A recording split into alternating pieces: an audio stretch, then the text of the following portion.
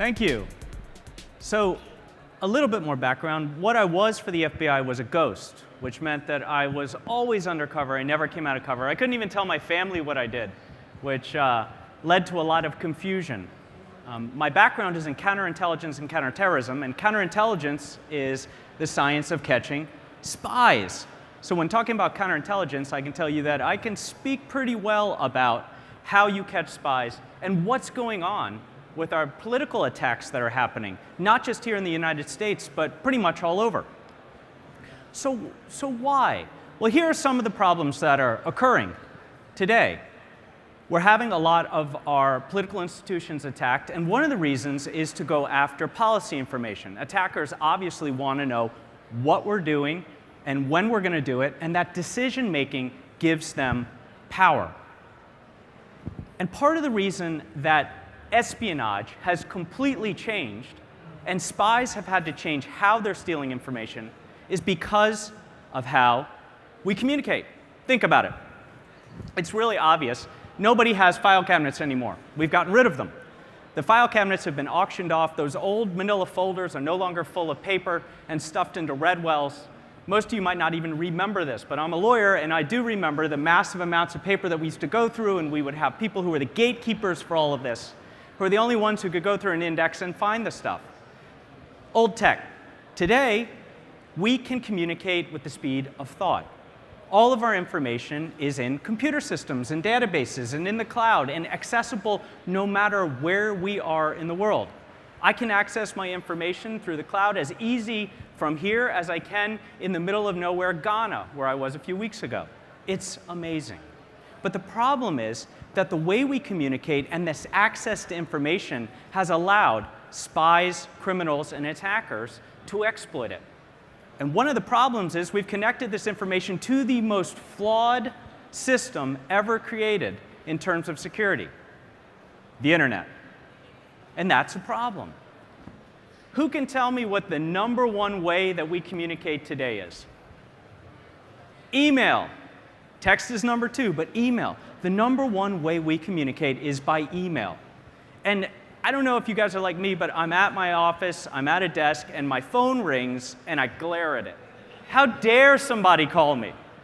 Yeah, I mean, you're just going to take time out of my day. This isn't fast, this isn't efficient, now I have to talk to a person. Why couldn't you just send me an email? I can skim it quickly, I can see what you want, I can think about my response, and I can get it right back to you, right? Number 2 is text. We sure do love texting, and we're raising an entire generation of texters. My daughter is 9 years old. She has one of the old iPhones. You know, when you upgrade, you don't want to trade in your old one. You give it to the kid who's really excited about having it. It's not connected to a plan. I didn't give my 9-year-old a fully functional cell phone. It's completely locked down. I'm a cybersecurity expert. I'm very careful. She can text a handful of people, including myself and my wife, her grandfather, some aunts and uncles, and her best friend. Right? So the other day, I see her texting. She's in her house texting, and like a good father, I go and I take a look over her shoulder, and I see that she's texting her best friend. Okay, that's on the approved list. She hasn't hacked it and added somebody, which I worry about. She's really smart. And I say, is your friend home? Is she traveling? She goes, no, she's home. Okay, I could walk from this end of the stage twice through the backyards to her friend's house. She could just go knock on the door and have a conversation. Instead, she's texting. Because it's more efficient, it's rapid, they can chat really quick, and I think they both feel that it's cool.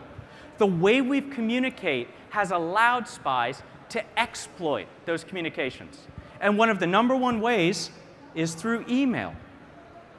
Like this email. This email looks like it comes from Google. And the email has some details in it that are scary. This comes to John Podesta on a Sunday morning.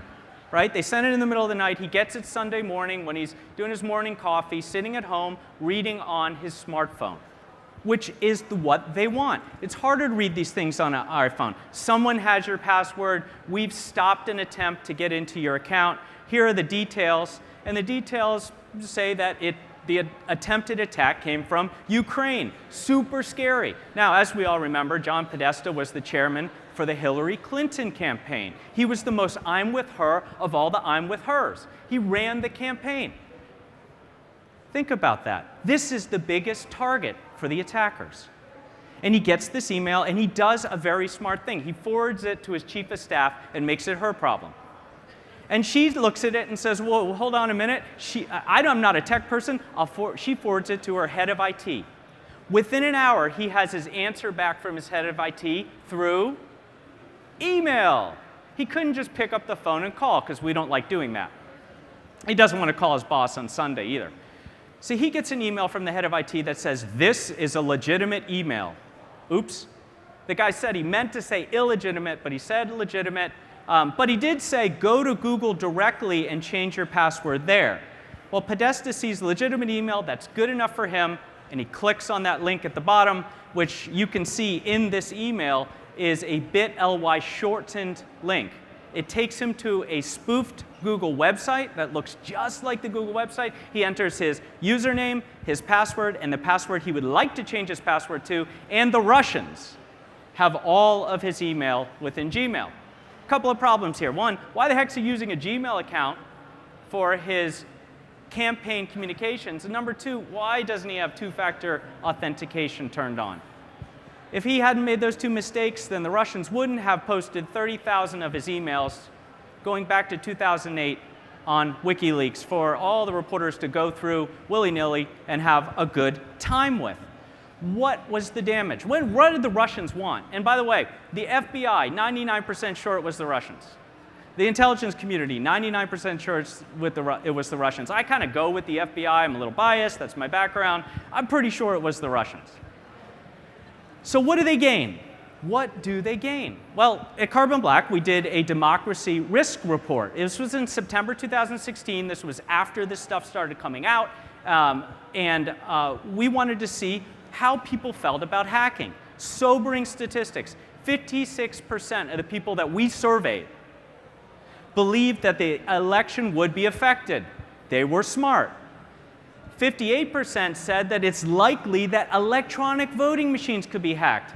That's extremely unlikely, but the fact is that people were afraid that it could be changed at the state level. They didn't understand how our voting system works or the cybersecurity that is created in those voting stations. And then finally, the scariest one for me, the lowest percentage, but the scariest one, 1 in 5 people, 1 in 5 thought that voting information is insecure. In other words, in the most contentious election in our history, 1 in 5 people felt that someone could change their vote or that their vote wasn't going to count somehow because of outside hacking. Now, if you take our little survey and you extrapolate it to the entire United States, that means that 15 million people may not have voted in that election. That doesn't really mean that it weighs, and I know I'm from DC, I really don't want to get into politics, please. It could weigh either way, but the problem there is that if you think about what the Russians want to accomplish, getting someone to win, influencing the election, is not their end goal. Their end goal is making Americans not trust one of the most important institutions that we have. The two biggest institutions are our freedom of speech and our democracy, our ability to vote for the person that we want to lead us. If they can make us not trust those things, then they can undermine us on a world stage. And that is what the Russians want. The Russians attacked Ukraine before they attacked us, their elections.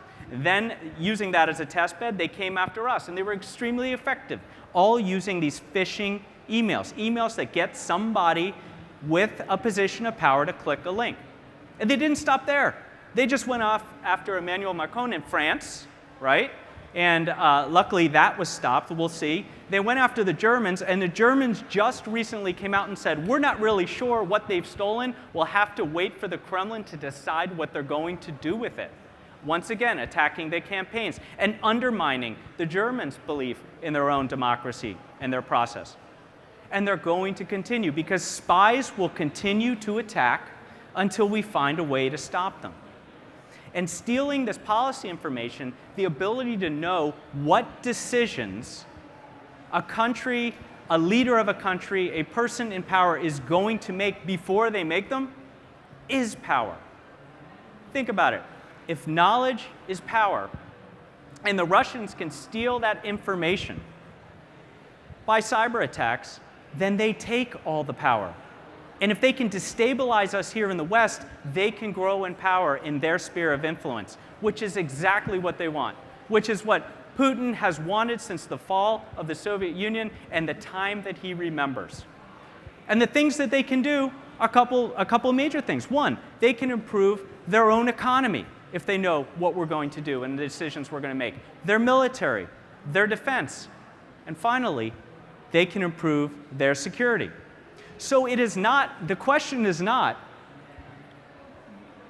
how many times the Russians are going to continue to attack, or whether the Russians have attacked, or others, by the way, but when. Thank you very much.